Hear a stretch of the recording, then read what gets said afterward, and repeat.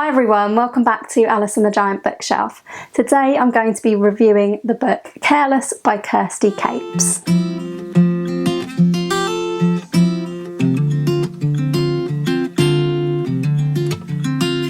Hi everyone, welcome back to my channel, or welcome if you're new. My name's Alice and I have way too many books, and today is the latest in my series of recent release reviews. And I am going to be reviewing a book that was released in 2021 and is currently listed for the Women's Prize for Fiction, and that is Careless by Kirsty Capes. This is the first book I've read so far that is on the long list, and I really enjoyed this book. So I thought I'd do a separate review on it. Careless is a first-person narrative, and it follows Bess, who is a 15-year-old girl who in the first chapter discovers that she is pregnant.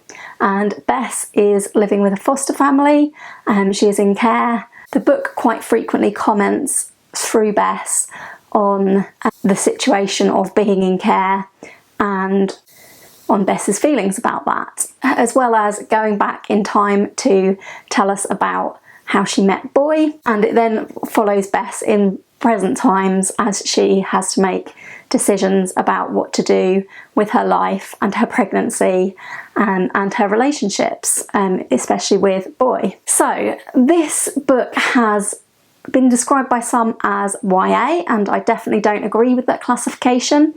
I don't know what category I would put this book into, because I really don't normally read books like this at all, and I don't think I've ever read anything quite like Careless. But I would definitely not say that just because the character is 15 years old that it makes it YA, because it is pretty far in my mind from being a YA book. The author Kirsty Capes actually is a care leaver herself, and I think this comes across in the book. The other thing I haven't said about the book is it's set in the late 90s, at the turn of the millennium. I actually listened to this book on audio, and I must say that the audio was absolutely perfect for me. I do like audiobooks, but this one was one of those rare audiobooks where the narrator is absolutely perfect for the narrative voice. I downloaded this one from Audible, and it was narrated by Amber Gadd.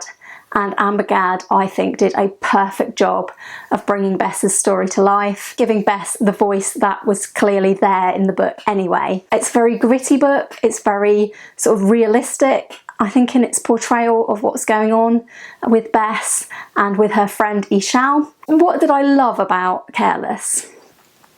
The first and main thing I loved about Careless, and that I think would make you love Careless as well if you liked it, was Bess herself.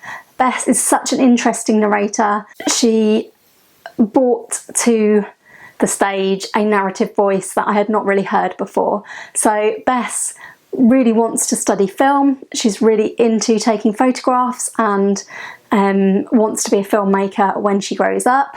And she also, the other character that is really, all the characters in this are fantastically drawn, but the other character who is really relatable to and really well written, in my opinion, was her best friend Ishal. Ishal's parents are from Bangladesh, and Ishal is subject to quite a bit of racism in the book, continual racism really, and the way that Ishal deals with that I thought was really well portrayed. Ishal's own storyline alongside Bess's is that Ishal's family wants her to have an arranged marriage, which is traditional in their culture, and I felt that Ishal was a really well written character.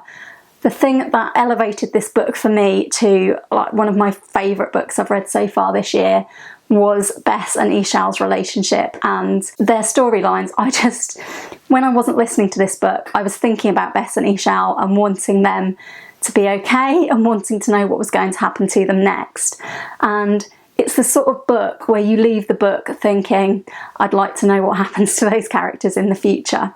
So I don't think Bess and Ishal will be easily forgotten in my mind. They will be with me for a long time, and I think that is the sign of a really good book. I also really loved the writing style of this. From the very first chapter you can picture every little detail because it's gritty and it's poignant, and Bess picks out just certain really real details about her surroundings. So in the opening chapter, she is in the toilets of a kebab shop doing a pregnancy test, and her description of that just drew me straight into the story. Like, there are some really difficult topics in this book and definitely trigger warnings, but for me all of the big issues in this book were tackled really, really well.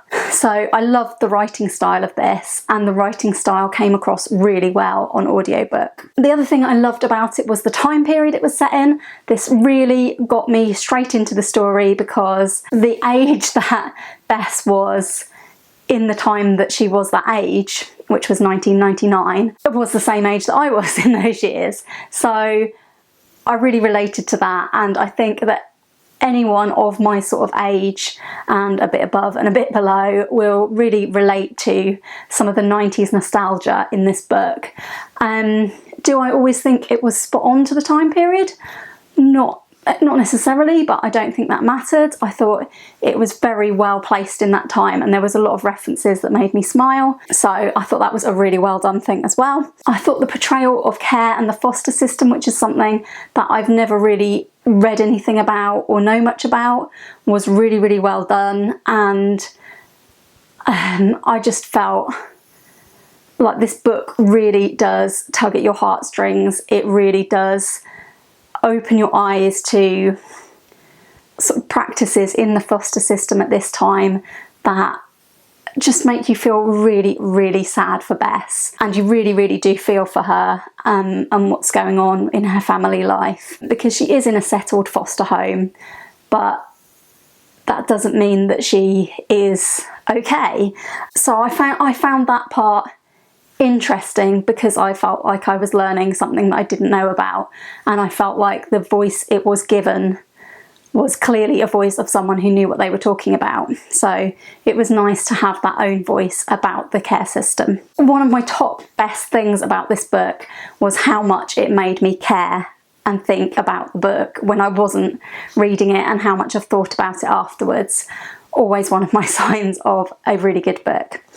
So what didn't I like? I didn't like the character of Lisa, but in a really good way. So this character is Bess's foster mother, Lisa, and I'm not saying I didn't like her as in I didn't like the writing of her. She was so well written, but I really felt like she was a real person, and I really disliked her and everything that she did in this book. There's a moment where you get some backstory for Lisa, and you feel for a minute like you understand her as a person, and then she lets herself down again. So yeah, she was a really infuriating character. My tiny little niggle about this book was that Bess mentioned at one point the film 10 Things I Hate About You, which is one of my absolute favourites of all time, and she disliked it. So she let herself down there. That's really one dislike in an entire book of likes. As I've said, there will definitely be trigger warnings in this book. So yeah, my next question really was, does this deserve to be shortlisted? The shortlist is due out next week, I believe, and in my opinion, Careless should be on that shortlist.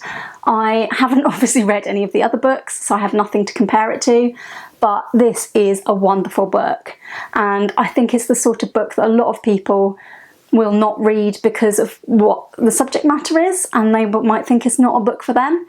I thought it wasn't a book for me, and I was loving it from the first chapter onwards. So don't be put off by what you think the content of this book is. It's a really gritty, fascinating ride, and if you like first-person narratives and you grew up in the 90s, I think you will love this. So in my opinion, yes, I would love to see Careless on the shortlist, and I will be quite sad if it's not on that shortlist, because I think it would be a deserving and different winner for this prize. So normally in these recent release review videos, I do some further recommendations. This book was so unlike anything I've read before that I don't actually have any. So if you have recommendations for me based on the book Careless, I would love to hear them in the comments down below.